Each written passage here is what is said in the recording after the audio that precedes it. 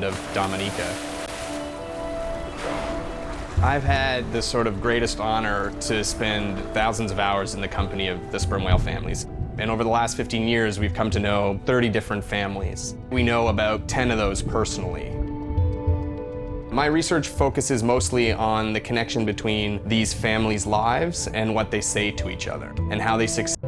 Whales live in the family until they're about teenagers, and then they go on this sort of open ocean wander for about 15 to 20 years before they are breeding age. But females will stay together for life.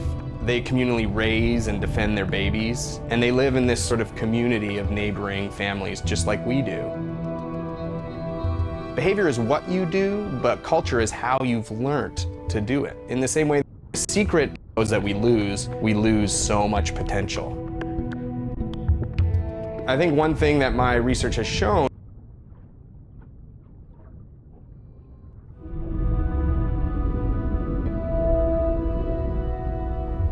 it's a big ocean. You gotta be able to see what's worth spending your time on.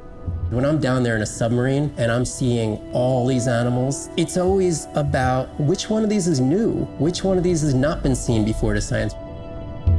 As the technology develops, we can become more and more and more and more sophisticated.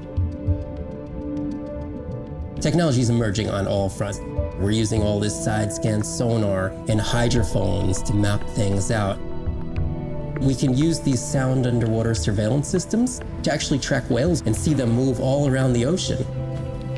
There's a new field called environmental DNA, where you just look at the slothed off cells that are in the water to know who is there. Oh, the whale shark was just here. Can we follow it? And you sniff the trail of the whale shark's DNA. How am I going to understand a shark if I'm thinking like an old world primate? We're totally different. It took me several years to look at the eyes, to look at the hardware, to measure the light, and to build the camera so we could get all these hints into how that shark might be seeing the world. Because it's like a detective story.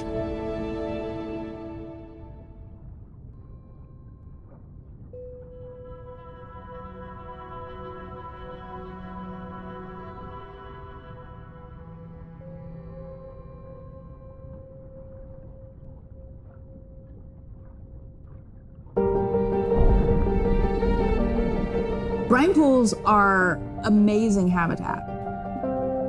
It's a lake on the bottom of the ocean. And it's this surreal seascape.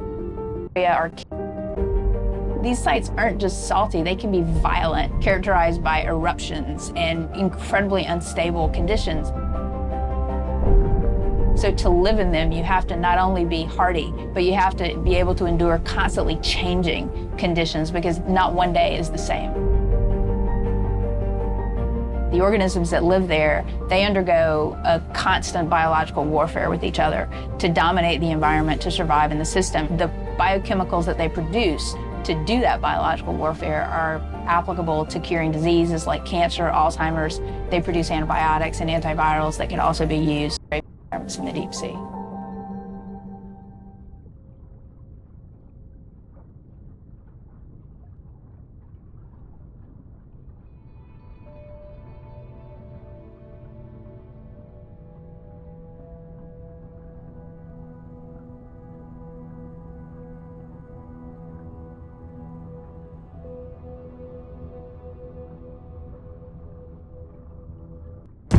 SO Nadir, hatch secure, life support running, and we are ready for the water.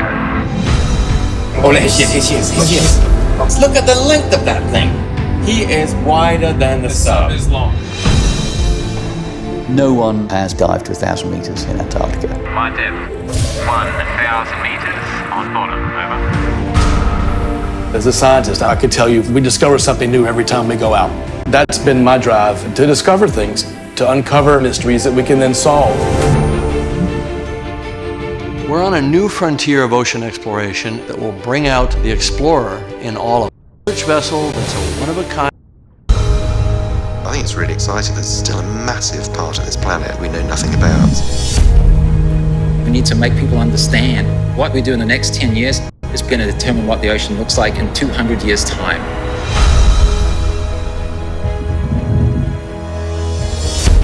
Audiences glued to Blue Planet 2 have been starkly reminded of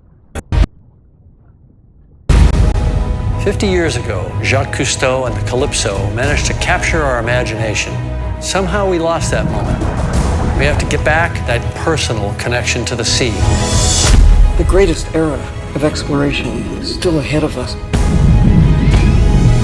Exploring the ocean can help provide a piece to the big puzzle.